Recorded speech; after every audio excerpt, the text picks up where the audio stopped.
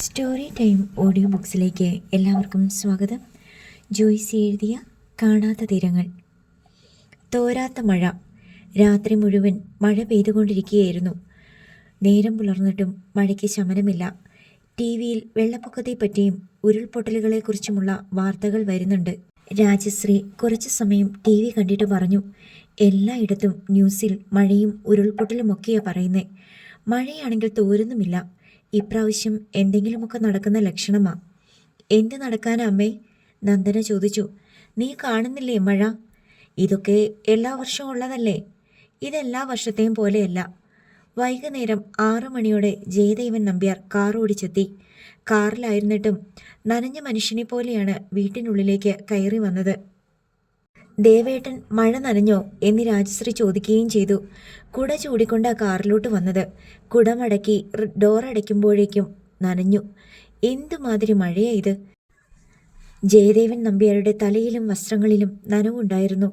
വേഗം വന്ന ടവലെടുത്ത് തല തുടയ്ക്ക്, രാജശ്രീ നിർദ്ദേശിച്ചു. ഭർത്താവിൻ്റെ കൂടെ രാജശ്രീയും ബെഡ്റൂമിലേക്ക് കയറിപ്പോയി. നന്ദനയ്ക്ക് ഇതിനിടയിൽ ഒരു കോൾ വന്നു. സന്ദീപ് പത്രം ഓഫീസിൽ നിന്ന് വിളിക്കുകയാണ്. അയാൾക്ക് അമ്മയോട് സംസാരിക്കണം. നന്ദന ഫോൺ കൊണ്ടുപോയി അമ്മയുടെ കയ്യിൽ കൊടുത്തു. എന്താ മോനെ? രാജശ്രീ തിരക്കി. ഞങ്ങൾ ചിലപ്പോൾ രാത്രി ഇടുക്കിക്ക് പോകും. എന്തിന്? എന്താ കാര്യം? അവിടെ ഭയങ്കര മഴയും ഉരുൾപൊട്ടലും. റിപ്പോർട്ടിങ്ങിന് വേണ്ടി ഞങ്ങളുടെ ഒരു ടീം രാത്രി തന്നെ പോവുകയാണ്. വേണ്ട വേണ്ട, ഈ അടഞ്ഞ മഴയത്ത് ദൂരോട്ടൊന്നും പോകണ്ട. അമ്മേ, ഞാൻ ഒറ്റയ്ക്കല്ല, ഒരു ടീമുണ്ട്. കമ്പനിയുടെ വാഹനമുണ്ട്. രാവിലെ ഉരുൾപൊട്ടലൊക്കെ റിപ്പോർട്ട് ചെയ്യണം, ഫോട്ടോ എടുക്കണം. വൈകിയ ചിലപ്പോൾ അങ്ങോട്ട് പോകാൻ പറ്റിയെന്ന് വരില്ല. റോഡിലൊക്കെ മണ്ണിടിച്ചിലാകും. അതുകൊണ്ടാണ് പറഞ്ഞത് രാത്രി പോകേണ്ടെന്ന്. ഇപ്പോൾ ഞാൻ ടി വിയിൽ കണ്ടതേയുള്ളൂ. ഇടുക്കിയിലേക്ക് രാത്രി യാത്ര ഒഴിവാക്കണമെന്ന മുന്നറിയിപ്പ്. പല സ്ഥലങ്ങളിലും മണ്ണിടിച്ചിലുണ്ട്. ഞാൻ അച്ഛന് കൊടുക്കാം, നീ സംസാരിക്ക്. അച്ഛൻ എത്തിയോ? ആ, ഇവിടുണ്ട്. അച്ഛനെ ഞാൻ വിളിച്ചോളാം. എന്തിനാ വേറെ വിളിക്കുന്നത്? ഇപ്പം തന്നെ സംസാരിച്ചോ. ഹോൾഡ് ചെയ്യ്. രാജശ്രീ ഫോൺ ജയദേവൻ നമ്പ്യാർക്ക് കൈമാറി. ഹലോ, ജയദേവൻ വിളിച്ചു. ഹലോ അച്ഛാ, അച്ഛൻ എങ്ങനെ പോയി ഈ മഴയത്ത്? കാർ ഓടിച്ചു പോന്നു. നീ ഇടുക്കിയിലേക്ക് രാത്രി പോകണ്ട. നാളെ നേരം വെളുത്തിട്ട് പോയാൽ മതി, കേട്ടല്ലോ. അച്ഛാ, ഇത് എഡിറ്റോറിയൽ വിങ്ങിൻ്റെ ഡിസിഷനാ. നമുക്ക് പിന്മാറാൻ പറ്റില്ല. പിന്മാറിയാൽ എന്താ, നിന്റെ ജോലി പോകുമോ? അങ്ങനെയാണെങ്കിൽ അതങ്ങ് പോട്ടെ, നമുക്ക് വേറെ നോക്കാം. ദാ, ഞാൻ അമ്മയുടെ കയ്യിലോട്ട് ഫോൺ കൊടുക്കാം. ജയദേവൻ നമ്പ്യാർ വിധി പ്രസ്താവിച്ചു കഴിഞ്ഞു. ഫോൺ കാതോട് ചേർത്ത് പിടിച്ച് ഒരു ഹലോ പറഞ്ഞു. പക്ഷേ മറുവശത്ത് ആരും ഉണ്ടായിരുന്നില്ല. കോൾ കട്ടായിരിക്കുന്നു. രാജശ്രീ പിന്നെ വിളിക്കാനൊന്നും മെനക്കെട്ടില്ല. ഇനി സന്ദീപ് പോകില്ലെന്ന് രാജശ്രീക്ക് ഉറപ്പായിരുന്നു. അച്ഛൻ വരയ്ക്കുന്ന വരയ്ക്കപ്പുറത്തേക്ക് 1 ഇഞ്ച് പോലും കടക്കാൻ മക്കൾക്കാർക്കും ഇന്നേ വരെ ധൈര്യം വന്നിട്ടില്ല. രാത്രി 1 മണിയോടെ സന്ദീപ് വീട്ടിലെത്തി. അച്ചടിച്ച പ്രഭാത ദിനപത്രവും അവൻ്റെ കയ്യിലുണ്ടായിരുന്നു. പതിവ് പോലെ ഒന്ന് മയങ്ങി എണീറ്റ് രാജശ്രീ വാതിൽ തുറന്നു. നീ നനഞ്ഞോ? സിറ്റൗട്ടിൽ നനഞ്ഞ് ചുരുങ്ങി നിന്ന സന്ദീപിനോട് അവർ ചോദിച്ചു. ദാ, അമ്മ ഈ പേപ്പർ പിടിക്ക്. നനവ് പറ്റിയ പത്രം രാജശ്രീ വാങ്ങി. മുറ്റത്ത് വെള്ളം കെട്ടിയല്ലോ. പാദം മൂടാനുള്ള വെള്ളമുണ്ട്. ഒഴുകിപ്പോകാനുള്ള ഓവ് കരിയിലെയും പൊടിയും ചെന്ന് അടഞ്ഞതുകൊണ്ടാ. രാവിലെ നോക്കാം. എന്തൊരു മഴയാ അമ്മേ! എവിടെങ്കിലുമൊക്കെ ഭയങ്കര ദുരന്തങ്ങൾ ഉണ്ടാവും, ഉറപ്പാ. ആലപ്പുഴയിൽ നിന്ന് ഇവിടെ എത്തുന്നത് വരെ ഒരു സെക്കൻഡ് പോലും മഴ നിന്നിട്ടില്ല. ചരല് വാരി എറിയുന്ന പോലെ നേരെ വിൻഡ്ഷീൽഡിൽ തന്നെ മഴ മുടിയടിച്ചിട്ട് ചില്ലിനിട്ട് ആഞ്ഞടിക്കുവാണെന്ന് തോന്നും. നീ അങ്ങനെ കാർ ഓടിക്കണ്ട എന്ന് പറയുന്നില്ലെന്നേ ഉള്ളൂ. അച്ഛൻ വന്നപ്പോഴും ഭയങ്കര മഴയായിരുന്നു. വാഹനങ്ങളെല്ലാം തീരെ സ്ലോയിലാണല്ലോ അമ്മയെ പോണത്. റോഡിൽ പലയിടത്തും വെള്ളം കെട്ടി കിടപ്പുണ്ട്. ഓഫീസിൽ എന്തു പറഞ്ഞിട്ടാ ഒഴിവായത്? ആ യാത്ര ക്യാൻസൽ ചെയ്തു. നാളെ സ്ഥിതിഗതികളൊക്കെ നോക്കിയിട്ട് പോകാമെന്ന് വെച്ചു. ഇടുക്കി ബ്യൂറോയിലേക്ക് വിളിച്ച് അവിടെ ചെയ്യേണ്ട കാര്യങ്ങൾ ഏൽപ്പിച്ചിട്ടുണ്ട്. അച്ഛൻ പറഞ്ഞതുകൊണ്ട് മാത്രമാ പോകാതിരുന്നതെന്ന് പറഞ്ഞാൽ മതി. അച്ഛൻ്റെ അടുത്ത്. ഓ, അച്ഛൻ ഒരു പോയിന്റ് കിട്ടിക്കോട്ടെന്നോ? സന്ദീപ് ചിരിച്ചു. രാജശ്രീ മകന് നാരങ്ങാനീര് ചേർത്ത കട്ടൻ ചായ കൊടുത്തു. അവൻ അത് കുടിക്കുന്നതിനിടയിൽ പിറ്റേന്നത് ന്യൂസ് പേപ്പർ മറിച്ചു നോക്കി. പല സ്ഥലത്തും ഉരുൾപൊട്ടൽ റിപ്പോർട്ട് ചെയ്തിട്ടുണ്ടല്ലോ. മണ്ണിടിച്ചിലും മരണവും മുങ്ങിമരണവും വീട് തകർന്ന് വീഴലും. ഓരോ മഴക്കാലത്തും കുറേ ജീവനങ്ങ് പോകും. അതൊരു വിധിയാ, സന്ദീപ് വല്ലായ്മയോടെ പറഞ്ഞു. രാത്രി 1:30 മണിയോടെ രണ്ടുപേരും ഗുഡ് നൈറ്റ് പറഞ്ഞ് ഉറങ്ങാൻ പോയി. പിറ്റേന്ന് വൈകിയാണ് സന്ദീപ് ഉണർന്നത്. ജനാല വിരി മാറ്റി നോക്കിയപ്പോൾ കനത്ത മഴ വിതച്ച ദുരന്തങ്ങളെപ്പറ്റിയുള്ള വാർത്തകളും ചിത്രങ്ങളുമാണ്. ഉരുൾപൊട്ടലുകൾ, മണ്ണിടിച്ചിൽ, മതിലിടിച്ചിൽ, വീട് തകർന്നു വീഴൽ, പുഴ കരകവിഞ്ഞുള്ള നാശനഷ്ടങ്ങൾ. വാർത്തകളിൽ മഴ ദുരന്തങ്ങൾ മാത്രമേയുള്ളൂ. മഴയിൽ കുതിർന്ന സ്വാതന്ത്ര്യ ദിനാഘോഷങ്ങൾ ഇടയ്ക്ക് ടിവിയിൽ മിന്നിമറഞ്ഞു. സ്വാതന്ത്ര്യദിനമായതിനാൽ ഇന്ന് ഓഫീസ് ഒഴിവാണ്. പകൽ മുഴുവൻ ടിവി കണ്ടും ഫോൺ ചെയ്തും വീട്ടിനുള്ളിൽ കഴിഞ്ഞുകൂടി. അടുത്ത ദിവസമായപ്പോഴേക്കും വെള്ളപ്പൊക്ക ദുരിതങ്ങളുടെ വാർത്തകൾ കൂടുതലായി എത്തിത്തുടങ്ങി. ഡാമുകൾ നിറഞ്ഞു കവിഞ്ഞിരിക്കുന്നു. ഉരുൾപൊട്ടലുകളിൽ വീടുകളും മനുഷ്യരും അപ്രത്യക്ഷരാകുന്നു. താഴ്ന്ന പ്രദേശങ്ങളിൽ വെള്ളം ഉയരുന്നു. കേരളം മുഴുവൻ വെള്ളപ്പൊക്ക ഭീഷണിയിലാണ്. റോഡ് ഗതാഗതവും റെയിൽ ഗതാഗതവും താറുമാറായി. വിമാനത്താവളം അടച്ചിട്ടു. 16-ന് രാവിലെ എറണാകുളത്ത് നിന്ന് വൈഷ്ണവിയുടെ കോൾ വന്നു. സന്തു, അവിടെ എങ്ങനെയുണ്ട്? മഴ ഇപ്പോഴും പെയ്തുകൊണ്ടിരിക്കുകയാണ്. ഞങ്ങളൊക്കെ ഇവിടെ നിന്ന് മാറേണ്ടി വരുമോ എന്നൊരു സംശയം. ഇവിടെ കുഴപ്പമില്ല ആൻറ്റി. കിച്ചും ഗോപികയും ഒക്കെ എന്ത് ചെയ്യുന്നു? വെറുതെ ഇരിക്കുക. പുറത്തിറങ്ങാൻ നിവർത്തിയില്ല. അവിടെ വെള്ളപ്പൊക്ക ഭീഷണിയുണ്ടോ? ഇവിടെ അങ്ങനൊന്നുമില്ലെന്ന് തോന്നുന്നു. അവിടെ ഒരു പുഴയുണ്ടല്ലോ, അത് നിറഞ്ഞു കിടക്കുക. ഒഴുക്കൊന്നും കാണാനില്ല. നിങ്ങൾക്കവിടെ പ്രശ്നമൊന്നുമില്ലേ? കുട്ടനാട്ടിലൊക്കെ വെള്ളപ്പൊക്കമാണല്ലോ. ഞങ്ങളൊക്കെ അപ്പർ കുട്ടനാടല്ലേ ആൻറ്റി. കിച്ചുവിനൊന്ന് ഫോൺ കൊടുക്കുവോ? ഇപ്പം കൊടുക്കാം. ഫോൺ കൈമാറിക്കഴിഞ്ഞപ്പോൾ കിഷോറിൻ്റെ ശബ്ദം കേട്ടു. അവർ തമ്മിൽ സംസാരിച്ചു കൊണ്ടിരിക്കെ ഇടയ്ക്ക് ഗോപികയുടെ ശബ്ദം ഇടകലർന്നു. സന്തുവേട്ടാ, ഞങ്ങളിവിടെ എന്നോ അല്ലിമയെ കാണാറുണ്ട് കേട്ടോ. ആ പേര് കേട്ടതും സന്ദീപിൻ്റെ ഹൃദയത്തിൻ്റെ താഴെ തണുത്ത കാട്ടുതീയുടെ ആന്തലുണ്ടായി. അതെവിടുന്ന് വന്നുവെന്ന് അവൻ ആശ്ചര്യപ്പെട്ടു. നീ എങ്ങനെ എന്നും കാണുന്നേ? അവർ മോർണിംഗ് വാക്കിന് ഇറങ്ങുമല്ലോ, അല്ലെങ്കിൽ ഈവനിങ് വാക്ക്. എന്നെ കണ്ടാൽ ഒരു സ്മൈൽ ഇങ്ങോട്ട് തരും. മാറി നിൽക്ക്. ഞാൻ ഫോൺ ചെയ്യുന്നതിനിടയ്ക്കാണോ ഇടിച്ചു കയറുന്നേ? കിഷോർ ഗോപിയെ ശാസിക്കുന്നത് സന്ദീപ് കേട്ടു. ഞാനും മിക്കപ്പോഴും കാണാറുണ്ട്, കിഷോർ പറഞ്ഞു. ഇപ്പോൾ മഴക്കാലമല്ലേ, മോർണിംഗ് വാക്കൊന്നും ഉണ്ടാകാൻ സാധ്യതയില്ലല്ലോ. മഴയില്ലാത്ത ദിവസം കാണാറുണ്ട്. അതുപോട്ടെ, നീ ഇങ്ങ് വരുന്നോ? ഏയ് ഇല്ല.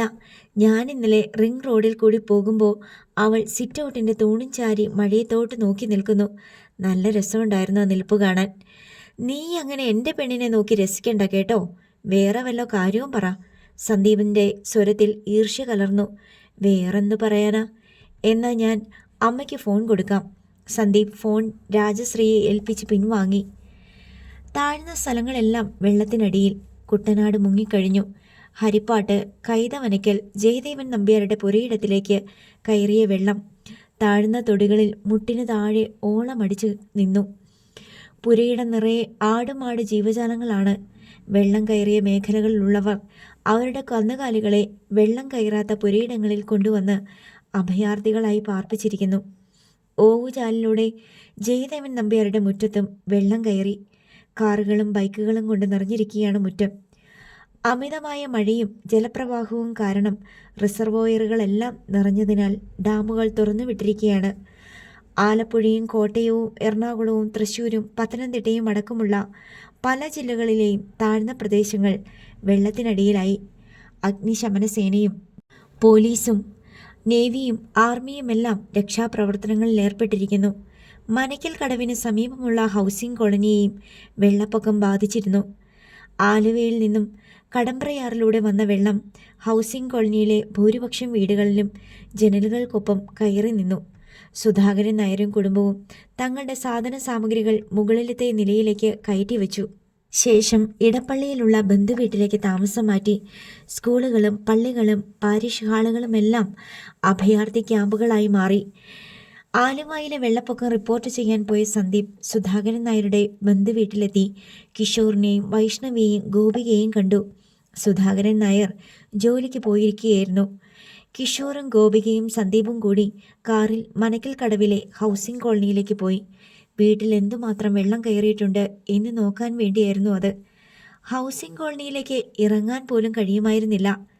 ഞങ്ങളുടെ വീട്ടിലിപ്പോൾ കഴുത്തൊപ്പം വെള്ളം കാണും, ഗോപിക പറഞ്ഞു.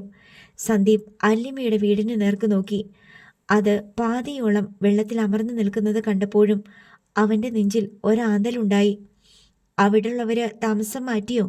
സന്ദീപ് കിഷോറിനോട് ചോദിച്ചു. ഞങ്ങളെക്കാൾ മുമ്പേ അവര് വീടും പൂട്ടി ഇറങ്ങി, കിഷോർ പറഞ്ഞു. അവരെവിടെ പോയി? റിലീഫ് ക്യാമ്പിലേക്കോ? അവരും ഏതോ ബന്ധുവീട്ടിലേക്കാണ് പോയത്. റിലീഫ് ക്യാമ്പിലൊന്നും പോകാൻ സാധ്യതയില്ല, ഗോപിക പറഞ്ഞു. സന്ദീപിൻ്റെ മുഖത്ത് ഒരു വല്ലായ്മ പടർന്നു. അല്പനേരം നോക്കി നിന്നിട്ട് മൂവരും തിരിച്ചു പോന്നു. വിവിധ ദുരിതാശ്വാസ ക്യാമ്പുകൾ സന്ദർശിച്ച് ചിത്രങ്ങളും വീഡിയോകളും പകർത്തി കഷ്ടത അനുഭവിക്കുന്ന അഭയാർത്ഥികളുമായി അഭിമുഖം നടത്തിക്കൊണ്ടിരിക്കുകയാണ് സന്ദീപും സഹപ്രവർത്തകരും. ചില ദുരിതാശ്വാസ ക്യാമ്പുകളിൽ സുഭിക്ഷത, ചിലയിടങ്ങളിൽ പട്ടിണിയും രോഗങ്ങളും, വസ്ത്രങ്ങളും സാനിറ്ററി നാപ്കിനുകളും വേണ്ടത്ര ശുചിമുറികളും ഇല്ലാതെ നട്ടം തിരിയുന്ന ക്യാമ്പുകൾ. അങ്ങനെ പോകുന്നതിനിടയിൽ സന്ദീപും സംഘവും പാതാളം ഗവൺമെൻറ് ഹയർ സെക്കൻഡറി സ്കൂളിലെ ക്യാമ്പിലും എത്തിപ്പെട്ടു. സന്ധ്യാസമയത്താണ് സന്ദീപും സംഘവും എത്തിയത്. ഉദ്യോഗമണ്ഡൽ MES സ്കൂളിലും ഒരു റിലീഫ് ക്യാമ്പുണ്ടായിരുന്നു. ആലുവയും സമീപ പ്രദേശങ്ങളുമെല്ലാം വെള്ളത്തിൽ മുങ്ങിക്കിടക്കുകയാണ്. റിലീഫ് ക്യാമ്പിൽ നിന്ന് സാധനങ്ങൾ കയറ്റിക്കൊണ്ട് പോകാൻ വന്ന മിനി ലോറിക്കാരും ക്യാമ്പിലുള്ളവരും തമ്മിൽ വലിയ വാക്കുതർക്കം നടക്കുന്നത് കണ്ട് സന്ദീപ് അവിടേക്ക് ചെന്നു. അവിടെ വോളണ്ടിയറായി നിൽക്കുന്ന യുവതി മിനി ലോറിയിൽ വന്നവരോട് തട്ടിക്കയറുന്നത് കണ്ടു. അടുത്ത് ചെന്ന് നോക്കിയ സന്ദീപ് അത്ഭുത പരതന്ത്രനായി നിന്നുപോയി. വോളണ്ടിയറുടെ വേഷമിട്ട് നിന്ന് മിനി ലോറിക്കാരോട് വഴക്ക് പറയുന്നത് അല്ലിമയാണ്. മഴക്കൂട്ടും തൊപ്പിയും ധരിച്ചിരുന്നതിനാൽ പെട്ടെന്ന് അവളെ തിരിച്ചറിയുക എളുപ്പമല്ലായിരുന്നു. സന്ദീപും മഴക്കൂട്ടും തൊപ്പിയും ധരിച്ചിട്ടുണ്ടായിരുന്നു. സന്ദീപിനെ കണ്ടതോടെ അവൾ അയാളുടെ നേർക്ക് തിരിഞ്ഞു. നിങ്ങളും ഇവരുടെ കൂടെ വന്നതാണോ? ഇവിടുന്ന് സാധനങ്ങൾ കൊണ്ടുപോകാൻ പറ്റില്ല. നിങ്ങൾ ആരായാലും ശരി, ഏത് പാർട്ടിക്കാരനായാലും ശരി, ഇവിടെ ആവശ്യത്തിന് സാധനങ്ങൾ തികയുന്നില്ല. ഇപ്പോഴും ക്യാമ്പിലേക്ക് പലയിടത്തു നിന്നും ആളുകൾ എത്തിക്കൊണ്ടിരിക്കുകയാണ്. അതിനിടയ്ക്ക് നിങ്ങൾ ഇവിടുന്ന് കടത്തിക്കൊണ്ട് പോകാൻ നോക്കിയാൽ ഇവിടുള്ളവരെന്തു ചെയ്യും? ഞാൻ സമ്മതിക്കത്തില്ല. ഞാനിവിടുന്ന് ഒന്നും കടത്തിക്കൊണ്ട് പോകാൻ വന്നതല്ല. റിലീഫ് ക്യാമ്പുകളിലെ സ്ഥിതിഗതികൾ റിപ്പോർട്ട് ചെയ്യാൻ വന്ന ജേർണലിസ്റ്റാണ്. സന്ദീപ് തൻ്റെ തലയിൽ നിന്ന് മഴത്തുള്ളി എടുത്തു മാറ്റി. ഇപ്പോൾ അന്തം വിട്ടു നിന്നത് അല്ലിമയായിരുന്നു. ആദ്യം ആരാണെന്ന് വ്യക്തമായി മനസ്സിലായില്ല. നല്ല പരിചയമുള്ള മുഖം. അടുത്ത നിമിഷം തിരിച്ചറിവിൻ്റെ വിസ്മയം അവളുടെ കണ്ണിൽ നിറഞ്ഞു. അയ്യോ, ഇതാരാണ്? കുറേ നാൾ മുമ്പ് ഞങ്ങളുടെ വീടിനടുത്ത് ഒരു വീടിൻ്റെ ഹൗസ് വാമിങ്ങിന്. അതെ, അയാൾ തന്നെ അല്ലിമേ. പക്ഷേ കുറച്ച് നാളുകളല്ല, ഏതാണ്ട് 6 മാസത്തോളം മുൻപായിരുന്നു അത്. എൻ്റെ പേരൊക്കെ ഓർത്തിരിപ്പുണ്ട് അല്ലേ? പിന്നെ ഞാൻ കല്യാണം വരെ ആലോചിച്ചതല്ലേ? സന്ദീപ് തുറന്നങ്ങ് പറഞ്ഞു. അല്ലിമയുടെ മുഖത്ത് ഒരു ചമ്മലുണ്ടായത് സന്ദീപ് കണ്ടു. അല്ലിമ എന്താ ഇവിടെ? NSSൻ്റെ വോളണ്ടിയറായിട്ട് വർക്ക് ചെയ്യുന്നു. ഒറ്റയ്ക്ക്? ഒരു ടീമുണ്ടായിരുന്നു. പലരും പല വഴിക്ക് പോയി. ഉദ്യോഗമണ്ഡലിൽ MES സ്കൂളിലേക്ക് 2 പേര് പോയിട്ടുണ്ട്. സെൻറ് അലോഷ്യസ് സ്കൂളിലേക്ക് ഒരാൾ. ഇവിടെ ഒരാളും കൂടി ഉണ്ട് സ്കൂളിനകത്താ. എന്നാലും ഒരു ക്യാമ്പ് കംപ്ലീറ്റ് എങ്ങനെ നിയന്ത്രിച്ചുകൊണ്ട് പോകും? വലിയ ബുദ്ധിമുട്ടാ. സാധനങ്ങളൊന്നും തികയുന്നില്ല. ഇങ്ങോട്ട് കൊണ്ടുവരണതൊക്കെ എവിടെയൊക്കെയോ വെച്ച് വഴി തിരിച്ച് വിടുകയാ. ഇപ്പോൾ ഇത് കണ്ടില്ലേ? കടത്തിക്കൊണ്ട് പോകാൻ നോക്കുക. പറ്റില്ല എന്ന് പറഞ്ഞപ്പോൾ കണ്ടില്ലേ? ചുമട്ട് തൊഴിലാളികളെ പോലെയുള്ള ചിലർ സാധനങ്ങൾ ചുമന്നുകൊണ്ട് വരുന്നുണ്ടായിരുന്നു. അവരത് മിനി ലോറിയിലേക്ക് തള്ളാൻ ശ്രമിച്ചപ്പോൾ ക്യാമ്പിലുള്ളവർ തടഞ്ഞു. ഉന്തം തള്ളുമായി. കൊണ്ടുപോകാൻ പറ്റില്ലെന്ന് പറഞ്ഞ് അല്ലിമ മുന്നിൽ കയറി നിന്നു. സന്ദീപ് കൂടെയുണ്ടായിരുന്ന ഫോട്ടോഗ്രാഫർ അശോകനോട് വീഡിയോ എടുക്കാൻ പറഞ്ഞു. അതിനുശേഷം അല്ലിമയെ സഹായിക്കാനായി മുന്നോട്ട് ചെന്നു. ഉന്തും തള്ളും നടക്കുന്നതിനിടയിൽ അല്ലിമയ്ക്ക് പരിക്കേൽക്കാതെ ഒരു രക്ഷാകവചം പോലെ അവൻ അവൾക്കും മറ്റുള്ളവർക്കും ഇടയിലായി നിലയുറപ്പിച്ചു. ക്യാമ്പിലുള്ള കൂടുതൽ പേർ രംഗത്ത് വന്നപ്പോഴേക്കും മിനി ലോറിയിൽ വന്നവർ കിട്ടിയ ചാക്കുകൾ അതിൽ കയറ്റി സ്ഥലം വിട്ടു. പലയിടത്തുമുണ്ട് ഇങ്ങനത്തെ പുട്ടിങ്, അല്ലിമ അമർഷത്തോടെ പറഞ്ഞു. അവൾ സന്ദീപിനെ കൂട്ടിക്കൊണ്ടുപോയി ക്യാമ്പിലെ ദുരിതങ്ങൾ കാട്ടിക്കൊടുത്തു. ടോയ്ലറ്റ് ഇല്ലാത്തതാ ഏറ്റവും വലിയ അസൗകര്യം. പിന്നെ നാപ്കിൻസ്. എന്തുമാത്രം സ്ത്രീകളും കുട്ടികളും ഉണ്ട്.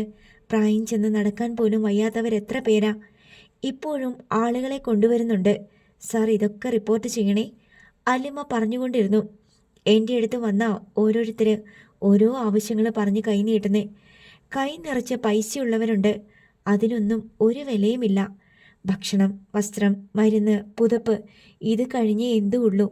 മനുഷ്യരെ മനുഷ്യരായിട്ട് കാണണമെങ്കിൽ ക്യാമ്പിൽ വന്ന് നോക്കണം സർ. എന്നെ സാർ എന്ന് വിളിക്കില്ലേ? അങ്ങനെ ആരും വിളിക്കാറില്ലേ? ആര് വേണമെങ്കിലും വിളിച്ചോട്ടെ, അല്ലിമ വിളിക്കരുത്. സന്ദീപ് ഗൗരവത്തിലാണ് പറഞ്ഞത്. അവൾ അവൻ്റെ മുഖത്തേക്ക് സൂക്ഷിച്ചു നോക്കി. അതിനേക്കാളൊക്കെ വലിയൊരടുപ്പം എനിക്ക് അല്ലിമയോടുണ്ട്. അത് ഇപ്പോൾ നമ്മൾ തമ്മിൽ ഒന്നുകൂടെ കണ്ടുമുട്ടിയിട്ട് തോന്നിയതല്ല, ആദ്യം കണ്ടപ്പോൾ മുതലേ ഉണ്ട്. അത് അംഗീകരിക്കണം എന്നല്ല. എൻ്റെ പേര് വിളിച്ചോളൂ, സാർ വിളി വേണ്ട. ഓക്കെ. അല്ലിമ മന്ദഹസിച്ച് തലയാട്ടി. ക്യാമ്പിൽ സാധനങ്ങൾ വിതരണം ചെയ്യുന്നതിനിടയിൽ സെൻറ് അലോഷ്യസ് സ്കൂൾ ക്യാമ്പിൽ നിന്ന് ഫോൺ കോൾ വന്നു. അല്ലിമ അങ്ങോട്ട് ചെല്ലണം, കുറച്ച് മരുന്നുകൾ എത്തിച്ചു കൊടുക്കണം. സന്ദീപ് തൻ്റെ കാറിൽ കൊണ്ടുപോകാമെന്നേറ്റു. അല്ലിമയ്ക്ക് അവനോടൊപ്പം രാത്രി യാത്ര ചെയ്യാൻ ഒരു മടിയും ഉണ്ടായില്ല. മനുഷ്യാവസ്ഥകളുടെ സങ്കീർണതകളെല്ലാം എവിടെയോ പോയി ഒളിച്ചു. ദുരഭിമാനമില്ല, ഗർവില്ല, ഔപചാരികതയില്ല, ഭംഗി വാക്കുകളില്ല, മതമില്ല, ജാതിയില്ല, വർണ്ണമില്ല. ആകെയുള്ളത് വെള്ളം, ആഹാരം, മരുന്ന്, വസ്ത്രം എന്നിവ മാത്രം. അലോഷ്യസ് സ്കൂളിലെ ക്യാമ്പ് ആഹാര സാധനങ്ങൾ കൊണ്ടും വസ്ത്രങ്ങൾ കൊണ്ടും കുറേ കൂടി സമ്പന്നമായിരുന്നു. അവിടെ നിന്ന് രാത്രി തന്നെ കുറേ സാധനങ്ങൾ കാറിൽ കുത്തി നിറച്ച് ഉദ്യോഗമണ്ഡലിലെ MES ക്യാമ്പിലേക്ക്. ഇടയ്ക്ക് എവിടെയോ വെച്ച് സന്ദീപിന് അശോകനെ ഉപേക്ഷിക്കേണ്ടി വന്നു. അശോകൻ നന്ദി ക്ഷീണിതനായിരുന്നു.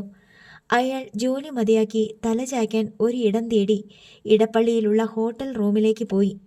രാത്രി 12 മണിയായപ്പോഴേക്കും വിവിധ ക്യാമ്പുകളിലേക്ക് ചിതറിപ്പോയിരുന്ന സംഘാംഗങ്ങളിൽ ചിലർ എത്തിച്ചേർന്നു.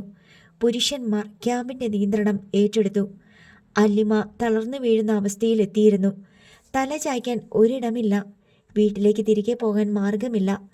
സന്ദീപ് കൊണ്ടുവിടാമെന്ന് ഏറ്റുവെങ്കിലും അല്ലിമയോടൊപ്പമുള്ള പെൺകുട്ടി തനിച്ചായി പോകുമെന്നതിനാൽ അവൾ ആ സഹായം നിരസിച്ചു. ഒരു കാര്യം ചെയ്യൂ, സന്ദീപ് നിർദ്ദേശിച്ചു. എൻ്റെ കാറിൽ കിടന്നുറങ്ങിക്കോ. സന്ദീപിന് പോകണ്ടേ? അല്ലിമ ചോദിച്ചു. ഞാൻ ഇനി എങ്ങോട്ട് പോണില്ല. ഒരാൾക്ക് ബാക്ക് സീറ്റിൽ കിടന്നുറങ്ങാം, അടുത്തയാൾക്ക് left side front seat push ബാക്കായി അഡ്ജസ്റ്റ് ചെയ്ത് തരാം. ബുദ്ധിമുട്ടല്ലേ സന്ദീപ്? അല്ലിമ ചോദിച്ചു. ബുദ്ധിമുട്ടാണ്, പക്ഷേ നിങ്ങൾ എവിടെയെങ്കിലും ഒന്ന് തല ചായ്ക്കണം. അല്ലിമയുടെ മുഖം കണ്ടാൽ അറിയാം, എവിടെയെങ്കിലും വീണു പോകും. സന്ദീപ് എന്തു ചെയ്യും? എനിക്ക് കുറച്ച് വർക്ക് ചെയ്യാനുണ്ട്. എൻ്റെ മൊബൈലിൽ അത് നടക്കും. വാ, കാറിലോട്ട് കയറിയിരിക്കെ. സന്ദീപ് അല്ലിമയെയും വർഷയെയും തൻ്റെ കാറിൽ കൊണ്ടുപോയി ഇരുത്തി. അവർക്ക് നന്നായി കിടക്കാൻ പാകത്തിൽ സീറ്റുകൾ ക്രമീകരിച്ചു. അല്ലിമ വീട്ടിലേക്ക് ഫോൺ ചെയ്യുന്നത് അവൻ കേട്ടു. അമ്മ എന്താ ഉറങ്ങാതെ? അച്ഛനും ഉറങ്ങിയില്ലേ? ഞാനിന്ന് വരില്ലെന്ന് പറഞ്ഞിരുന്നല്ലോ. ഇപ്പോൾ ഞാനൊരു കാറിനുള്ളിലാ.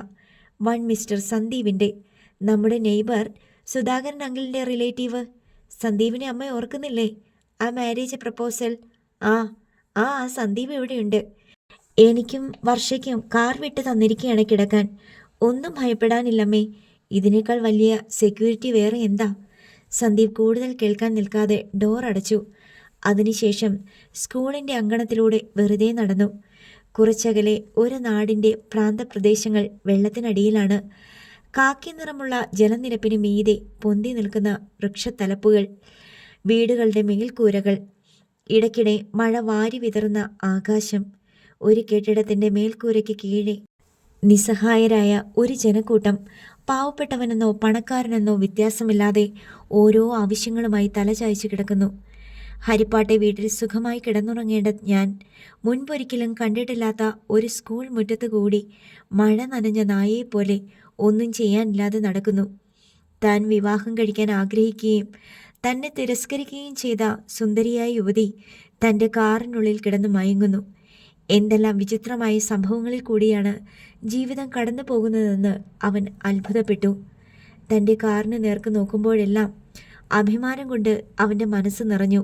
അവൾ, അല്ലിമ, ഇന്ന് രാത്രി തൻ്റെ ഹൃദയത്തിനുള്ളിലാണ് കിടന്നുറങ്ങുന്നതെന്ന് സങ്കല്പിച്ച് അവൻ താനെ പുഞ്ചിരി തൂകി. അല്ലിമ കണ്ണു തുറന്നത് വെപ്രാളത്തിലായിരുന്നു. വെള്ളത്തിനടിയിലാണ്. ശ്വാസം കിട്ടുന്നില്ല. നീന്തൽ പഠിച്ചിട്ടുള്ളതിനാൽ കൈകാലുകൾ പിടഞ്ഞ് തുഴയുന്നുണ്ട്. എത്ര ആഞ്ഞു തുഴഞ്ഞിട്ടും ജലപ്പരപ്പിന് മുകളിലെത്തുന്നില്ല. മരണം നിശ്ചയം. കണ്ണു തുറന്നു നോക്കുമ്പോൾ മരണപരാക്രമങ്ങൾ നടത്തിയ ശരീരം അതിൻ്റെ എല്ലാ ഊർജവും നഷ്ടപ്പെട്ട അവസ്ഥയിലാണ്. അനങ്ങാൻ വയ്യ. ശക്തമായ കിതപ്പ്. കൈകാലുകൾ കുഴഞ്ഞു കിടക്കുന്ന പോലെ. പതിയെ സ്ഥലകാല ബോധം വന്നു. കാറിനുള്ളിലാണ്. പുഷ് ബാക്ക് ചെയ്ത സീറ്റിൽ വിൻഡോ സൈഡിലേക്ക് ചരിഞ്ഞാണ് കിടപ്പ്. അല്ലിമ തലയുയർത്തി നോക്കി. ബാക്ക് സീറ്റിൽ വർഷ നല്ല ഉറക്കം. വിൻഷീൽഡിൽ ചെറിയ ചാറ്റമഴ വീഴുന്നുണ്ട്. സന്ദീപ് എവിടെയെന്ന് അവൾ നോക്കി. കാണാനില്ല. ഡാഷ്ബോർഡിന് മീതെ നിന്ന് മൊബൈലെടുത്ത് സമയം നോക്കി. 4 മണി കഴിഞ്ഞ് 35 മിനിറ്റ്. അല്ലിമ ശബ്ദം കേൾപ്പിക്കാതിരിക്കാൻ എത്ര ശ്രമിച്ചിട്ടും ഡോർ തുറന്നപ്പോൾ ക്ലിക്ക് എന്നൊരു ശബ്ദമുണ്ടായി. കാറിനുള്ളിൽ ഓവർ ഹെഡ് ലാമ്പ് തെളിഞ്ഞു. വർഷ ഒന്ന് കണ്ണ് ചിമ്മി നോക്കി. അല്ലിമ അവളെ നോക്കി കൈ നീട്ടി ഹിപ്നോട്ടിക് സജഷൻ നൽകുന്ന പോലെ ഉറങ്ങിക്കോ ഉറങ്ങിക്കോ എന്ന മട്ടിൽ ആംഗ്യം കാട്ടി. വർഷ കണ്ണടച്ചു. അല്ലിമയ്ക്ക് ചിരി വന്നു. ഹിപ്നോട്ടിസം പഠിച്ചില്ലെങ്കിലും പാതി ഉണർന്ന ഒരാളെ വീണ്ടും ഉറക്കത്തിലേക്ക് തിരിച്ചയക്കാൻ തനിക്ക് കഴിയും എന്നവൾ ചിന്തിച്ചു. കുട്ടികളെ അവൾ അങ്ങനെ ഉറക്കിക്കിടത്തിയിട്ടുണ്ട്. നേരിയ പൊടിമഴയേറ്റ് സ്കൂൾ മുറ്റത്തുകൂടി നടന്നപ്പോൾ ദേഹമാകെ കുളിരുകോരി. ആകാശത്തിന് ഇത്തിരി തെളിച്ചമുണ്ടെന്ന് തോന്നി. വൈദ്യുതിയില്ല. നാടിൻ്റെ പല ഭാഗങ്ങളും വെള്ളത്തിനടിയിലായതോടെ വൈദ്യുതി വിതരണം എല്ലായിടത്തും താറുമാറായിരുന്നു. ചില ക്യാമ്പുകളിൽ ജനറേറ്റർ വച്ചാണ് വെളിച്ചം നൽകിയിരുന്നതെന്ന് അല്ലിമയോർത്തു. മൊബൈലിലെ ടോർച്ച് തെളിച്ച് അവൾ സമീപ സ്ഥലങ്ങൾ നോക്കി. ക്യാമ്പിൽ ഒരു ജനറേറ്റർ പ്രവർത്തിക്കുന്നുണ്ട്. അതിനാൽ ക്യാമ്പിൽ അഭയം തേടിയവർക്ക് അത്യാവശ്യത്തിന് വെളിച്ചം കിട്ടുന്നുണ്ടായിരുന്നു. സ്കൂൾ വരാന്തയുടെ നേർക്ക് മൊബൈൽ ടോർച്ച് തെളിച്ച് നടക്കുമ്പോൾ അല്ലിമ ഓർക്കാപ്പുറത്ത് സന്ദീപിനെ കണ്ട് ആശ്ചര്യസ്തബ്ധയായി നിന്നു. സ്കൂളിലേക്ക് കയറുന്ന പടികളുടെ ഒരു വശത്ത് ചതുരത്തോണ് ചാരിയിരുന്ന് ഉറക്കമാണ് സന്ദീപ്. ഇരിക്കുകയുമല്ല കിടക്കുകയുമല്ലാത്ത ഒരവസ്ഥ. കൈമുട്ടുകൾ രണ്ടും പിന്നോട്ട് ഊന്നിയിട്ടുണ്ട്. താടി നെഞ്ചിൽ വന്ന് മുട്ടി നിൽക്കത്തക്ക വിധം കഴുത്ത് വളഞ്ഞിരിക്കുന്നു. കാലിന്മേൽ കാൽ കയറ്റി വെച്ച് രാജകീയമായിട്ടുള്ള ഇരിപ്പ്. വിളിച്ചുണർത്തണോ വേണ്ടയോ എന്ന് അല്ലിമ 2 വട്ടം ആലോചിച്ചു. ഒടുവിൽ സന്ദീപിനെ ഉറക്കത്തിന് തന്നെ വിട്ടുകൊടുത്ത് അവൾ പിന്മാറി. വിശാലമായ പുൽ മൈതാനമാണ് സ്കൂൾ മുറ്റം. പലയിടത്തും മഴവെള്ളം കെട്ടിക്കിടക്കുന്നു. അല്ലിമ തിരിച്ച് കാറിനുള്ളിൽ തന്നെ പോയിരുന്നു. വർഷ അപ്പോഴും ഉറക്കമായിരുന്നു. സന്ദീപിനെ പറ്റി ചിന്തിച്ചപ്പോൾ അല്ലിമയ്ക്ക് വിഷമം തോന്നി. വാസ്തവത്തിൽ ഇന്നലെ തന്നെ വീഡിയോസും ഫോട്ടോസും എടുത്ത് തിരിച്ചു പോകേണ്ട ആളാണ്. തന്നെ അപ്രതീക്ഷിതമായി ഇവിടെ കണ്ടതുകൊണ്ട് മാത്രമാണ് റൂമിലേക്ക് മടങ്ങാതെ കാറുമായി ഇവിടെ കാത്തു കിടന്നതെന്ന് അവൾ ഓർമ്മിച്ചു. 5 മണിയുടെ സൈറൻ കേട്ടപ്പോൾ അല്ലിമ തൻ്റെ മൊബൈൽ എടുത്ത് അതിലെ സമയം ഒത്തുനോക്കി. പിന്നെ വാട്സപ്പ് ഗ്രൂപ്പുകളിൽ വന്നു കിടക്കുന്ന മഴക്കെടുതികളുടെ വീഡിയോകൾ എടുത്തു നോക്കി തുടങ്ങി. വിവിധ സ്ഥലങ്ങളിലുണ്ടായ വെള്ളപ്പൊക്കങ്ങളുടെ ഫോട്ടോകളും വീഡിയോ ക്ലിപ്പിങ്ങുകളും, വിവിധ ദുരിതാശ്വാസ ക്യാമ്പുകളിലെ ദൃശ്യങ്ങൾ, ഉരുൾപൊട്ടലുകളുടെയും മലവെള്ളപ്പാച്ചിലിൻ്റെയും പുഴ കരകവിഞ്ഞൊഴുകുന്നതിൻ്റെയും ചിത്രങ്ങൾ, ഡാമുകൾ നിറഞ്ഞൊഴുകുന്നതിൻ്റെയും ഷട്ടറുകൾ തുറന്നുവിടുന്നതുമായ ദൃശ്യങ്ങൾ, വീടുകൾ ഒലിച്ചു പോകുന്നതിൻ്റെയും കെട്ടിടങ്ങൾ ഇടിഞ്ഞു വീഴുന്നതിൻ്റെയും വീഡിയോകൾ, പ്രളയബാധിത പ്രദേശങ്ങളിൽ പട്ടാളം രക്ഷാപ്രവർത്തനം നടത്തുന്നതും ഹെലികോപ്റ്ററിൽ ദുരിതാശ്വാസ ബാധിതരെ രക്ഷപ്പെടുത്തുന്നതും ഭക്ഷണ വിതരണം നടത്തുന്നതുമായ വീഡിയോകൾ, മധ്യ തിരുവിതാംകൂറിൽ വ്യാപകമായി പ്രളയജലം കയറിയതിൻ്റെ ദൃശ്യങ്ങൾ. ഇങ്ങനെ പ്രളയ ദുരിതങ്ങളുടെ അനവധി കാഴ്ചപ്പകർപ്പുകൾ ഫോണിൽ വന്ന് കിടപ്പുണ്ടായിരുന്നു. കാണുന്തോറും ഈ ദുരിതത്തിന് ഒരവസാനമില്ലെന്ന് അവൾക്ക് തോന്നിപ്പോയി. അങ്ങനെ നോക്കിയിരിക്കെ ചാർജ് തീർന്ന് ഫോൺ പ്രവർത്തനരഹിതമായി. അല്ലിമ കാറിൽ നിന്നിറങ്ങി സന്ദീപ് ചാരിക്കിടക്കുന്നിടത്തേക്ക് ചെന്നു. ഉദയത്തിൻ്റെ നാന്ദി കുറിക്കുന്ന പുലരിത്തുടുപ്പ് കിഴക്കേ ചക്രവാളത്തിൽ കാണാമായിരുന്നു.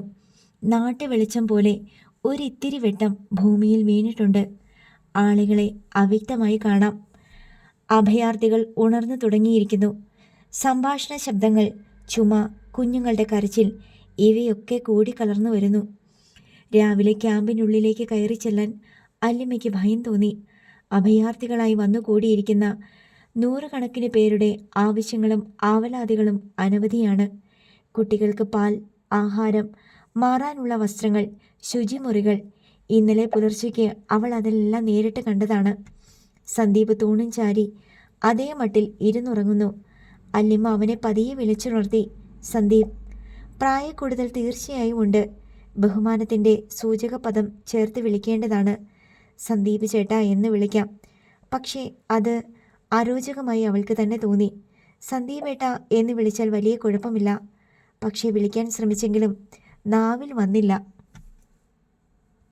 എന്തോ ഒരതൃപ്തി നാവിൻ തുമ്പിന്. സാർ എന്ന് തന്നെ വിളിക്കാം. അലിമ അങ്ങനെ വിളിച്ചു. അനക്കമില്ല. പറിച്ചു നടാനുള്ള ഞാറ് പോലെ ഇടതിങ്ങിയ മുടിയിൽ തൊട്ടി വിളിക്കാനുള്ള ഒരു ഉൾപ്രേരണ അവൾക്കുണ്ടായി. അതൊരു ദുസ്വാതന്ത്ര്യമായി കണക്കാക്കുമോ? അല്ലിമ അവൻ്റെ ശിരസിന് മീതെ പതിയെ സ്പർശിച്ചു. മുടിയിൽ കൈത്തലം തൊട്ടപ്പോൾ എന്തെന്നില്ലാത്ത ഒരു മൃദുലത. മുടിയുടെ സമൃദ്ധി കാരണം കൈ തലയോട്ടിയിലേക്ക് എത്തുന്നില്ല. സർ. അല്ലിമ വിരലുകൾ കൊണ്ട് തലയിൽ തോണ്ടി വിളിച്ചു. പെട്ടെന്ന് സന്ദീപ് കണ്ണു തുറന്നു. മുന്നിൽ ഒരു സ്ത്രീ രൂപം നിൽക്കുന്നതായി തോന്നി. ചെരുപ്പും കണങ്കാലുകളും ചുരിദാർ ടോപ്പിൻ്റെ അടിഭാഗവും മാത്രമേ ആദ്യം കണ്ടുള്ളൂ. തല കുമ്പിട്ടിറങ്ങുകയായിരുന്നതിനാൽ പെട്ടെന്ന് നിവരാൻ കഴിഞ്ഞില്ല. പിൻകഴുത്തിൽ ഒരുടുക്ക് വീണിട്ടുണ്ടെന്ന് തോന്നി. പതിയെ സന്ദീപ് മുഖമുയർത്തി. അല്ലിമയാണ് നിൽക്കുന്നതെന്ന് അവന് മനസ്സിലായി. നേരം പുലർന്നിട്ടില്ലാത്തതിനാൽ വേണ്ടത്ര വെളിച്ചമില്ല. അവൻ്റെ കാൽ മരവിച്ചിരുന്നു. എഴുന്നേറ്റപ്പോൾ ഒരു കാൽ നിലത്ത് കുത്താൻ പറ്റുന്നില്ല. വീഴേണ്ടതായിരുന്നു. പെട്ടെന്ന് തൂണിൽ കൈകുത്തി താഴേക്കിരുന്നു. അല്ലിമയ്ക്ക് കാര്യം മനസ്സിലായി. അവൾ പടിയിലേക്ക് മുട്ടുകുത്തി. ആ കാലിങ്ങോട്ട് നീട്ടിവെക്ക്. വേണ്ട, സാരമില്ല, മാറിക്കോളും. ഇപ്പോൾ ശരിയാക്കാമെന്നേ. സന്ദീപ് മടിച്ച് കാൽ നീട്ടിക്കൊടുത്തു. അല്ലിമ അവൻ്റെ പാദത്തിൽ തെരുപ്പിടിച്ചു. വിരലുകൾ കൊണ്ട് തിരുമ്മി അവൻ്റെ കാൽ വിരലുകളെ ചൂട് പിടിപ്പിച്ചു. അസഹ്യമായ തരിപ്പിൽ സന്ദീപ് ഇരുന്ന് പുളഞ്ഞു. ബ്ലഡ് സർക്കുലേഷനൊക്കെ നിന്നുപോയി. അതുകൊണ്ടാ. അല്ലിമ പുഞ്ചിരിയോടെ പറഞ്ഞു. ഒറ്റയിരിപ്പല്ലായിരുന്നോ? ഞാൻ 1 മണിക്കൂർ മുമ്പേ വന്ന് നോക്കിയപ്പോഴും ഇതേ ഇരിപ്പ് തന്നെ. കാലൊക്കെ ഒന്ന് ഇളക്കി വെക്കണ്ടേ? ഞാൻ ഉറങ്ങിപ്പോയില്ലേ? സന്ദീപ് ചെറുചിരിയോടെ പറഞ്ഞു. അല്ലിമയുടെ തൂവെണ്മയുള്ള ഏലവാങ്കുലികൾ തൻ്റെ പാദമൊഴിയിൽ നിന്ന് നോക്കിക്കൊണ്ട് ഇത് സത്യമാണോ എന്ന് വിശ്വാസം വരാതെ അവൻ ഇരുന്നു കൊടുത്തു. ഇനി ഞാനൊന്ന് എണീറ്റ് നോക്കാം, സന്ദീപ് പറഞ്ഞു. അവൻ എഴുന്നേറ്റ് നിന്നു. കാലിലൂടെ ഇപ്പോഴും തരിപ്പ് അരിച്ചു കയറുന്നുണ്ടായിരുന്നു. എങ്കിലും ആദ്യത്തെ അവസ്ഥ മാറി. Thank you very much Allima. ആദ്യം ഞാൻ കാൽ കുത്തിയപ്പോൾ ഇത് എൻ്റെ കാലല്ലെന്നാണ് എനിക്ക് തോന്നിയത്. ഭാരമുള്ള ഒരു മരക്കഷ്ണം. സോറി, ഞാൻ കാരണമല്ലേ ഇവിടെ ഇരുന്ന് ഉറങ്ങേണ്ടി വന്നത്. അല്ലെങ്കിൽ ഇന്നലെ രാത്രി റൂമിൽ പോയി കിടക്കേണ്ട ആളല്ലേ? അങ്ങനൊന്നും വിചാരിക്കണ്ട. അങ്ങനെ തന്നെ വിചാരിക്കും, അല്ലിമ പറഞ്ഞു. എനിക്ക് പകരം വർഷയുടെ കൂടെ വേറൊരു ലേഡിയായിരുന്നെങ്കിലോ? ഫോട്ടോ എടുത്ത് റിപ്പോർട്ടും തയ്യാറാക്കി സാറ് സ്ഥലം വിട്ടേനെ. ആ ഫോട്ടോഗ്രാഫർ അതല്ലേ ചെയ്തത്? അത് ശരിയാ, എനിക്ക് പരിചയമുള്ള ആളായതുകൊണ്ട് തന്നെയാ. പക്ഷേ അല്ലിമയ്ക്ക് പകരം വേറൊരു ചങ്ങാതിയായിരുന്നെങ്കിലും ഞാൻ ഇത് തന്നെ ചെയ്യും. ആയിക്കോട്ടെ, സമ്മതിച്ചു. അവൾ തലയാട്ടി. സ്വന്തം സഹോദരിയോ അമ്മയോ കസിനോ ആണെങ്കിൽ ചെയ്യുമായിരിക്കും. അതുപോലെയാണോ ഞാൻ? നമ്മൾ തമ്മിൽ അത്ര പരിചയമില്ലല്ലോ. മുൻപ് കണ്ടിട്ടുണ്ടെന്നും 1-2 വാക്ക് മിണ്ടിയിട്ടുണ്ടെന്നും പറയാമെന്ന് മാത്രം. ശരിക്കു പറഞ്ഞാൽ ഒരു പരിചയവുമില്ല. ഏയ്, സന്ദീപ് നിഷേധാർത്ഥത്തിൽ തലയാട്ടി. എനിക്ക് നല്ല പരിചയമുണ്ട്. അത് തനിക്ക് അറിഞ്ഞൂടാ. It's okay. ഇനി എന്താ പ്രോഗ്രാം? നേരം വെളുത്തു വരികയാ. സന്ദീപിന് പോകണമല്ലേ? എൻ്റെ കാര്യം നോക്കണ്ട. അല്ലിമ എന്ത് ചെയ്യാൻ പോണു? രാവിലെ തന്നെ ക്യാമ്പ് ഡ്യൂട്ടി ഏറ്റെടുക്കുന്നോ? അതോ എങ്ങോട്ടെങ്കിലും പോകാനുണ്ടോ? ഞാൻ ക്യാമ്പിലൊന്ന് കയറി നോക്കട്ടെ. ഇപ്പോൾ ജെൻസുണ്ട് കാര്യങ്ങൾ നോക്കാൻ. പിന്നെ ക്യാമ്പിലുള്ളവർ തന്നെ ഒരു കമ്മിറ്റി ഉണ്ടാക്കണമെന്ന് ഇന്നലെ പറഞ്ഞിട്ടുണ്ടായിരുന്നു. അവർ തന്നെ വോളണ്ടിയേഴ്സായിട്ടും സൂപ്പർവൈസേഴ്സായിട്ടും സെക്യൂരിറ്റി ഗാർഡായിട്ടും നിൽക്കട്ടെ. ഫുഡും മെഡിസിനും മറ്റ് സാധനങ്ങളുമൊക്കെ കൃത്യമായിട്ട് വിതരണം ചെയ്യാൻ അവർ തന്നെ നോക്കിയാലേ പറ്റൂ. ശരി, നമുക്കൊന്ന് കയറി ഇറങ്ങി വരാം. വർഷ ഇവിടെ കാറിൽ കിടന്നുറങ്ങുന്നു. അല്ലിമയോടൊപ്പം സന്ദീപും ക്യാമ്പിലേക്ക് കയറിപ്പോയി. ആവലാതികളുടെയും വേവലാതികളുടെയും കൂത്തരങ്ങായിരുന്നു ക്യാമ്പ്. പരാതികളും പരിഭവങ്ങളും മാത്രമേയുള്ളൂ. അല്ലിമയെ ചുറ്റി എപ്പോഴും അവശരുടേതായ ആൾക്കൂട്ടം രൂപം കൊണ്ടു. ഒടുവിൽ സഹികെട്ട് സന്ദീപ് അവളുടെ മുന്നിൽ കയറി നിന്ന് പറഞ്ഞു. നിങ്ങൾക്ക് കിട്ടിയത് നിങ്ങൾ തന്നെ പങ്കിട്ടെടുക്കുക എന്നുള്ളതാണ് നടപ്പുള്ള സംഗതി. ഈ കുട്ടി ഇന്നലെ രാത്രി ഈ ക്യാമ്പിലാണ് ഉറങ്ങിയത്. വീട്ടിൽ പോയി കിടന്നുറങ്ങേണ്ടവളാ. നിങ്ങളുടെ ഇല്ലായ്മയും വല്ലായ്മയും പോരായ്മകളും എല്ലാം പരിഹരിച്ചു തരാൻ ഇവൾക്ക് പറ്റില്ല. ഇവളെ ആരും ഒന്നും ചുമതലപ്പെടുത്തിയിട്ടുമില്ല, ഒന്നും ഏൽപ്പിച്ച് കൊടുത്തിട്ടുമില്ല. ഇവിടെ കുറവുള്ള സാധനങ്ങൾ വേറെ ഏതെങ്കിലും ക്യാമ്പിൽ പോയി എടുത്തുകൊണ്ട് വന്ന് തരാം. അല്ലെങ്കിൽ സപ്ലൈ വരാൻ ക്ഷമയോടെ നിങ്ങൾ കാത്തിരിക്കണം. പലയിടത്തും അറിയിച്ചിട്ടുണ്ട്. ഇവിടെ വരുന്ന സപ്ലൈ ആരും അടിച്ചു മാറ്റാതിരുന്നാൽ മതി സാറേ. മിനിഞ്ഞാന്ന് കുറേ സാധനങ്ങൾ ഒരു പിക്കപ്പിൽ കടത്തിക്കൊണ്ടുപോയി. വേറെ ക്യാമ്പിലേക്ക് കൊണ്ടുപോയതായിരിക്കും, സന്ദീപ് പറഞ്ഞു. വല്ല വിധേനയും അവൻ അല്ലിമയെ ആ പത്മവ്യൂഹത്തിൽ നിന്ന് മോചിപ്പിച്ചു. അവൾ പുറത്തു വന്നപ്പോഴേക്കും നേരം നന്നേ പുലർന്നിരുന്നു. എല്ലായിടത്തും പുലരി വെളിച്ചമായി. വർഷ ഉണർന്നെണീറ്റ് കാറിന് വെളിയിൽ ആരെയോ തെരഞ്ഞു നോക്കി നിൽപ്പുണ്ടായിരുന്നു. അല്ലിമ്മ അവളുടെ അടുത്ത് ചെന്നു. നീ എപ്പോൾ എഴുന്നേറ്റു? ഞാൻ വിളിച്ചിട്ട് കിട്ടുന്നില്ല, വർഷ പരിഭവിച്ചു. എൻ്റെ ഫോൺ ഓഫായിപ്പോയി. ഞാൻ 5 മണിക്ക് എണീറ്റതാ. നീ അപ്പോൾ നല്ല ഉറക്കം, മനഃപൂർവ്വം വിളിക്കാത്തതാ. സാർ ഇന്നലെ എവിടെ പോയി കിടന്നു? വർഷ ചോദിച്ചു. സ്കൂൾ വരാന്തിൽ, അല്ലിമ്മ പറഞ്ഞു. ഞാൻ നോക്കുമ്പോൾ തൂണും ചാരിയിരുന്ന് ഉറങ്ങുന്നു. സാറിന് വേണമെങ്കിൽ ഡ്രൈവിംഗ് സീറ്റിൽ ഇരിക്കാമായിരുന്നില്ലേ? നിങ്ങൾ 2 പെൺകുട്ടികൾ മാത്രം കാറിലിരിക്കുമ്പോൾ ഞാനും കൂടി വന്ന് അതിൽ കയറിയിരുന്നാൽ നിങ്ങളുടെ സെക്യൂരിറ്റി ഫീലിംഗ് നഷ്ടപ്പെടും, സന്ദീപ് പറഞ്ഞു. സാർ എന്തെങ്കിലും ചെയ്തു കളയുമെന്ന് പേടിച്ചിട്ടോ? ഏയ്, ഒരിക്കലുമില്ല, വർഷ പറഞ്ഞു. അതല്ല, ഒരു പുരുഷ സാന്നിധ്യം, അതൊരു അസ്വസ്ഥതയാ. അല്ലെങ്കിൽ അത്രയ്ക്കൊരു റിലേഷൻഷിപ്പ് ഉണ്ടാകണം. അതില്ലായിരുന്നല്ലോ. അല്ലിമയുടെ ഫ്രണ്ടല്ലേ? കണ്ടിട്ടുണ്ട്. ഒരു ഗുഡ് ഈവനിങ്, ഒരു good morning, that's all. Sandeep ചിരിതൂകി. അത്രയൊക്കെ മതിയെന്നേ. ഇത് ദുരിതാശ്വാസ ക്യാമ്പല്ലേ? ഒരിക്കലും പരസ്പരം കണ്ടിട്ടില്ലാത്ത ആയിരക്കണക്കിന് പേർ ഒന്നിച്ച് കിടന്നുറങ്ങുന്നു. അതിലപ്പുറം എന്താ ഒരൈക്യവും അടുപ്പവും സ്നേഹവും? വർഷ ചിരിച്ചു. ഞാനിനി എന്തെങ്കിലും സഹായം ചെയ്യണോ? സന്ദീപ് 2 പേരോടുമായി ചോദിച്ചു. ഇനി എന്താ, ക്യാമ്പ് നോക്കാൻ പുരുഷ കേസരികളുണ്ട്. വേറെയും കുറേ വോളണ്ടിയേഴ്സ് രാവിലെ എത്തും, വർഷ പറഞ്ഞു. എനിക്ക് വീട്ടിൽ പോകണം. 3 ദിവസമായി ഇറങ്ങിയിട്ട്. എവിടെയാ പോകേണ്ടത്? ബസ് സർവീസും ട്രെയിൻ സർവീസും എല്ലാം കുഴപ്പത്തില്ല. എയർപോർട്ട് പോലും അടച്ചിട്ടിരിക്കുക. എനിക്ക് പുത്തൻകുരിശിനടുത്താ പോകേണ്ടത്. ബസ്സൊന്നും ഉണ്ടാവില്ല. ഞാൻ വേണമെങ്കിൽ കാറിൽ കൊണ്ടുവിടാം, സന്ദീപ് സഹായസന്നദ്ധനായി. അത് സാറിന് വലിയ ബുദ്ധിമുട്ടല്ലേ? ഇതിപ്പോൾ എല്ലാവരും ബുദ്ധിമുട്ടുന്ന സമയമല്ലേ? നിങ്ങൾ ആർക്ക് വേണ്ടിയാണ് ഈ ത്യാഗം ചെയ്യുന്നത്? നിങ്ങൾക്ക് വേണ്ടിയല്ലല്ലോ. ഞാനും വീട്ടിൽ പോകേണ്ടവളാ. പക്ഷേ എനിക്ക് കളമശ്ശേരിയിൽ നിന്ന് ഓട്ടോ കിട്ടും, അല്ലിമ്മ പറഞ്ഞു. ശരി, ഞാൻ വർഷയെ കൊണ്ടുവിട്ടോളാം, സന്ദീപ് പറഞ്ഞു. അങ്ങനെയാണെങ്കിൽ ഞാനും വരാം സാർ. തിരിച്ചു വരുമ്പോൾ ഒരു കൂട്ട് വേണ്ടേ? അല്ലിമ്മ അഭിപ്രായപ്പെട്ടു. സന്ദീപിന് അതിൽ വിരോധമൊന്നുമില്ല, മറിച്ച് സന്തോഷമേ ഉള്ളൂ. ക്യാമ്പിൻ്റെ ചുമതല മറ്റു വോളണ്ടിയർമാരെ ഏൽപ്പിച്ച് അവർ 3 പേരും കൂടി സന്ദീപിൻ്റെ കാറിൽ പുറപ്പെട്ടു. വർഷയെ അവളുടെ വീട്ടിലെത്തിച്ച ശേഷം സന്ദീപും അല്ലിമ്മയും എറണാകുളത്തേക്ക് മടങ്ങി. സന്ദീപിന് ഇതെല്ലാം അത്ഭുതകരമായ സംഭവങ്ങളായിട്ടാണ് തോന്നിയത്. തനിക്കും അല്ലിമ്മയ്ക്കും ഇടയിലൊരു അദൃശ്യ ശക്തിയുടെ ഇടപെടലുണ്ടെന്ന് അവന് തോന്നി. ആ ഇടപെടലാവട്ടെ തനിക്ക് വേണ്ടിയാണ്. ഇടപ്പള്ളിയിൽ എവിടെയാ അല്ലിമ്മയുടെ വീട്? കാർ ഓടിക്കുന്നതിനിടയിൽ സന്ദീപ് തിരക്കി. ഞങ്ങളുടെ വീടോ? ഞങ്ങൾ അവിടെ അഭയാർത്ഥികളല്ലേ. അങ്കിളിൻ്റെ വീട്. അല്ലിമ്മ ചിരിച്ചു. അവളുടെ ചിരി കാണാൻ നല്ല ഭംഗിയുണ്ടല്ലോ എന്ന് അവൻ വിചാരിച്ചു. നമ്മുടെ റിലേറ്റീവ്സിൻ്റെ വീടാണെങ്കിൽ അത് നമ്മുടെ വീട് തന്നെയാ. അത് നമ്മൾ അന്യരോട് പറയുമ്പോഴല്ലേ. ഇതിപ്പോൾ സാറിനറിയാലോ ഞങ്ങളുടെ വീട് ഏതാണെന്നും എവിടെയാണെന്നും. ഓ, സമ്മതിച്ചു. അപ്പോഴും അല്ലിമ്മ പുഞ്ചിരി തൂകി. ഞാൻ സാറിനെ ക്യാമ്പിൽ വെച്ച് കണ്ടപ്പോൾ അന്തം വിട്ടുപോയി. ഒരിക്കലും പ്രതീക്ഷിച്ചില്ലല്ലോ അവിടെ വെച്ച് കാണുമെന്ന്, അല്ലിമ്മ പറഞ്ഞു. ഞാനും പ്രതീക്ഷിച്ചില്ല. പരിചയമുള്ള ആളെ കണ്ടപ്പോൾ വലിയ സന്തോഷം തോന്നി. കാർ ഇടപ്പള്ളി ജംഗ്ഷനിലെത്തിയപ്പോൾ മുതൽ അല്ലിമ്മ വഴി പറഞ്ഞു തുടങ്ങി. ഹൈസ്കൂൾ ജംഗ്ഷനിപ്പുറം റൈറ്റ് തിരിയണം. ചങ്ങമ്പുഴ പാർക്കിനടുത്താണോ? അവിടൊക്കെ അറിയോ ഹരിപ്പാട്ടുകാരന്? പത്രപ്രവർത്തനമല്ലേ തൊഴിൽ, സഞ്ചാരികളല്ലേ. ചങ്ങമ്പുഴ പാർക്കിൻ്റെ ബാക്കിലൂടെ പോയി പോണേക്കര റോഡിൽ ചെല്ലണം. അവിടെ നിന്ന് കുറേ മുന്നോട്ട് പോകുമ്പോൾ കലുങ്കുപടി, അവിടെയാ. അല്ലിമ്മയുടെ നിർദ്ദേശമനുസരിച്ച് സന്ദീപ് കാർ ഡ്രൈവ് ചെയ്ത് പോയിക്കൊണ്ടിരുന്നു. ദാ ആ കറുത്ത ഗേറ്റില്ലേ, കാസ്റ്റേൺ, അതാണ്. സന്ദീപ് ഗേറ്റിന് മുന്നിൽ കാർ നിർത്തി. അല്ലിമ്മ ഇറങ്ങിപ്പോയി. അടഞ്ഞുകിടന്ന ഗേറ്റ് മലർക്കെ തുറന്നിട്ടു. എന്നിട്ട് കടന്നു വരാൻ കാറിന് നേർക്ക് ആംഗ്യം കാട്ടി. സന്ദീപ് സംശയിച്ച് കാറിലിരുന്നു. അല്ലിമ്മ വന്ന് ചോദിച്ചു, കയറുന്നില്ലേ? ഞാൻ പോയിക്കോട്ടെ, എനിക്ക് പരിചയമുള്ള വീടല്ലല്ലോ. സന്ദീപ് ഒഴിഞ്ഞു മാറാൻ ശ്രമിച്ചു. അത് പറ്റില്ല, ഇവിടം വരെ വന്നിട്ട് വീട്ടിൽ കയറാതെ പോകുന്നത് തീരെ ശരിയല്ല. സന്ദീപ് അവളുടെ നിർബന്ധത്തിന് വഴങ്ങി കാർ വീട്ടുവളപ്പിലേക്ക് കയറ്റിയിട്ടു.